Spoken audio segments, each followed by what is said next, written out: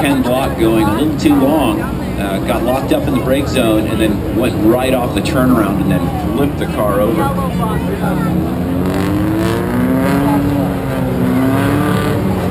Oh, that was amateur video from Jimmy Johnson's crew chief, Chad Canal. So thank you, Chad. The voice you're hearing is that of Paul Gerard out of Boulder, Colorado. He is a pro driver in Formula cars in Europe, done the Plank Speedway climb several times, has coached for several key drivers in this series that brings a whole new dimension into motorsports. And what about these cars? Yeah, these cars are just spectacular. They're probably some of the most exciting cars, Ken, to watch ever race. They're really fun. They've got so much horsepower. And 600 horsepower. 600 horsepower, yep. All turbocharged. Turbocharged out of about 2 to 2.5 liters, depending on the model. And these cars weigh 2,860 pounds with the drivers in them, so they're light. 2,860 pounds with driver? Yeah, with driver, fuel, everything, and 600 horsepower. Well, these are new names to most of us, but the ones who are that are regular race fans, but to the teenagers of America and the older, these guys really mean something today in American action sports. Yeah, we've got guys that have pure racing backgrounds, but we also have guys that, you know, have come from X Games and are absolutely... So he spins him out. 3 of them continuously spinning against...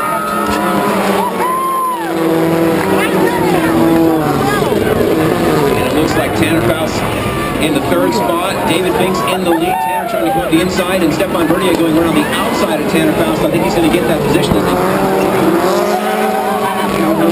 David Binks there in the lead. Tanner Faust in 2nd place. And here we go. Watch the braking here. Here's the corner where everyone was getting in a lot of trouble yesterday. David really slowed down. Tanner got right into the back of him. Stefan Verdier takes advantage, tries to go up the inside. Tanner gets a better launch off the corner. And now they head through again. Through the chicane. And here they go, lining up for the gap jump. Here they go over 70 feet. That's right. Now into the dirt again, and Tanner goes around. Now he's going on the long cut. Stefan Verdier follows him. David Binks is going to have to do that. He's enjoying his nice little lead right now. That's correct. One time, you've got to do it.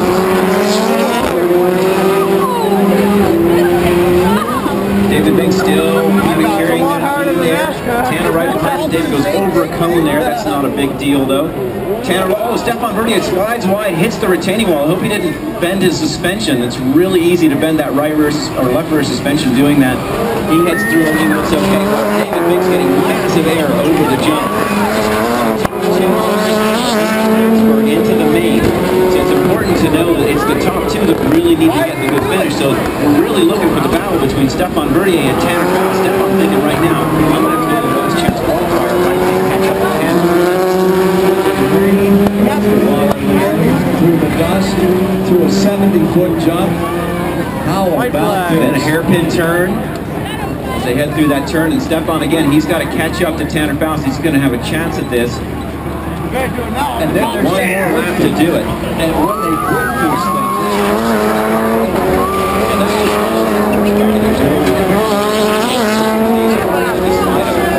I'm seeing a lot of sliding. As they head through, there we go. So Tanner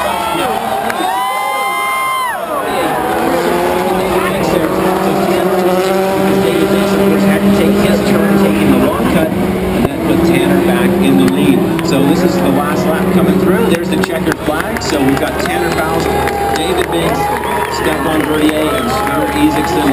So Sverre's going to have some words with Stefan Verdier after getting turned around down there. Tanner Faust, your winner. Let's have a nice ovation for him. 2nd row. I think he's going to get in 2nd next to Ken Block. Oh, and he turns back tires.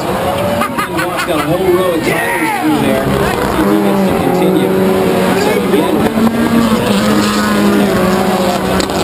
around they go. We're going to see if they end up red flagging this or not. But yeah, that little wedge through that chicane, that gets him in trouble each time, doesn't it? Look at those guys rocking. And I mean, so Brian Deegan in the lead has got a comfortable lead, but Dave Merrill pushing very hard. Brian Deegan broke so late there, and he made a 5-minute ground on Brian Deegan. A little bit slow coming off, looks like he's in the wrong What does a red flag indicate? Well, we're going to do a restart. So Restart. full restart of the race as in the original starting order. So as long as Ken can get back there, Ken walk, if he can get Egan, Brian looks like he's going to be in the lead with Pat Morrow in second, and that's going to be Dave Mira in third. Now they're heading up. So much, and it looks like we got Pat Morrow going for the long cut on this first lap. And Brian Deegan and Dave Mira going on the normal course.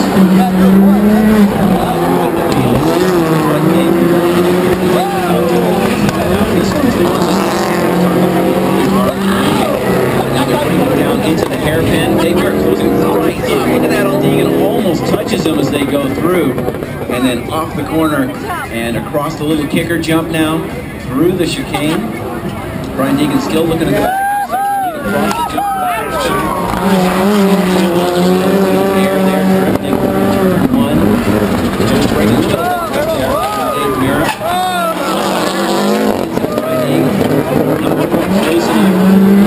Just another kicker jump.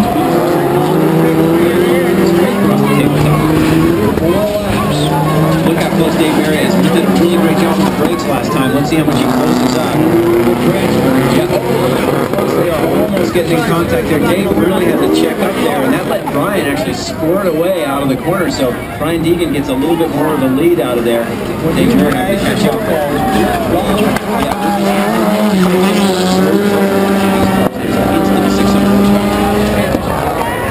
Okay, Mira going for the long cut now.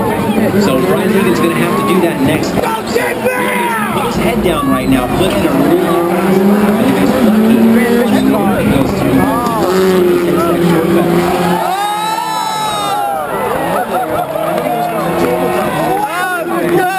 Well, I guess he was trying as hard as he possibly could. There's no doubt about that. That cost him some time. He's got a flat tire. His left rear tire is flat. His left rear tire is flat. He's a second. He still would transfer through. He's back there somewhere. This one Pat Morrow is going past him. Yeah, he's doing that on a flat tire. These guys keep going in the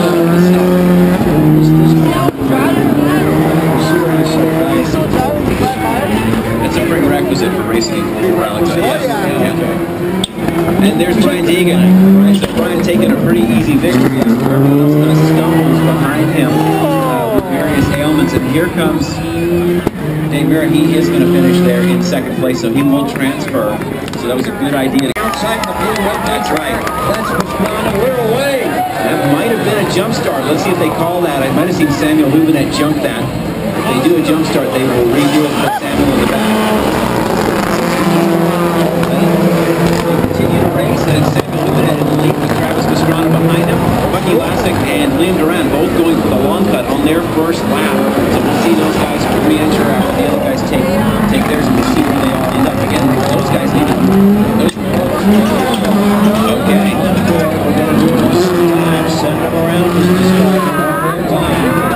So there we go. Just as we suspected there, Ken, that was a jump start. So they're going to line them up again, and they'll put the jump. 3, 2, 1. Gone. Oh, and a great start. And Liam Duran looks like he broke on the line. Travis Pastrana, Samuel Houvenet, good starts there. And I'm guessing Liam probably broke it.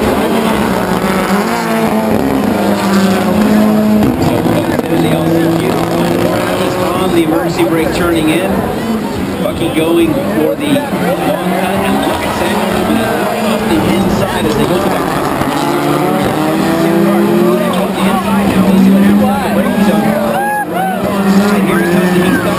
This is going to be tight. I don't know if 2 cars. Here we go. That was absolutely incredible.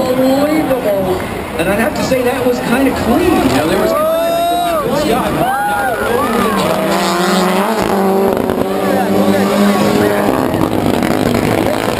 Samuel is not going to give up. He's going to try and get up the inside here. Here he is right on the back. Travis Pastrana leading in the 199 Dodge. Right on the bumper. That's right. Music of braking. This is where all the action was last round. Look at that. Samuel right up the inside. side back on the gas. They both were about even through there, so I don't think anything lost or gained. And now they're heading through the chicane, and they're going to have to hit that gap jump one more time. They hit on the brakes.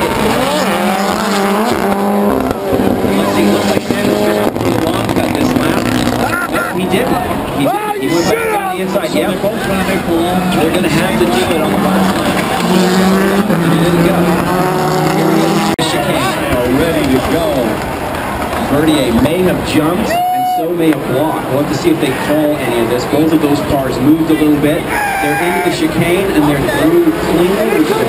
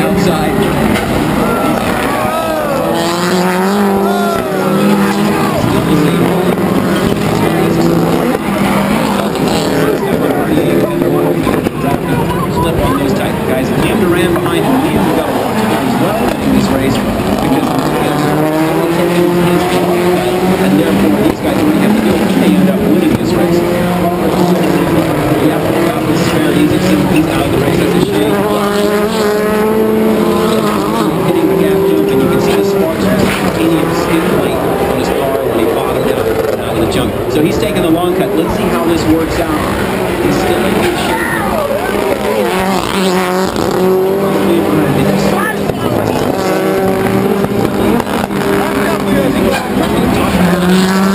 They still want to finish as well as they can because it's a better start. One left. So this is just the last chance. It's already just unbelievable action that we've got going on out here. We've got Liam Duran's bumper hanging halfway out there, Ken.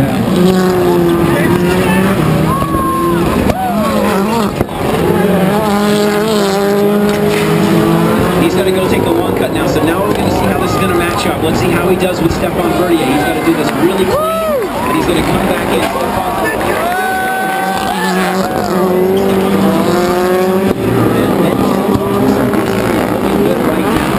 To get into that A main, and to be honest, really fast car.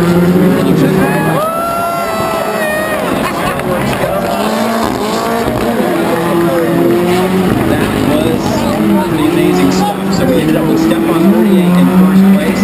We ended up with Steve Duran in second, Ken Rock in third. Andy Scott will be our last transfer. Andy Scott into the final.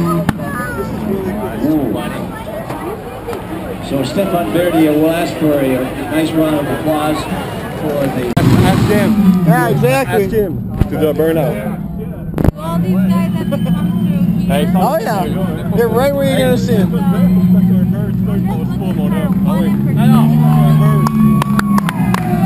him up! Light him up! Spin him! Light him up!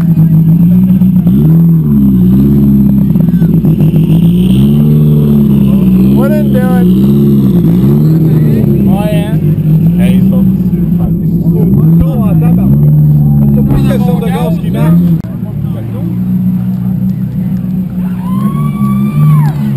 Als ik overleed.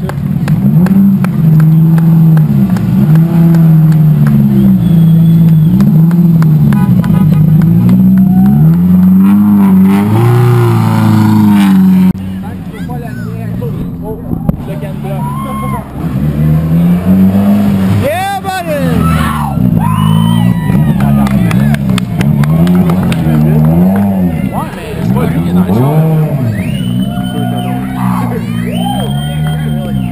Tabarnak! Il est heureux, lui.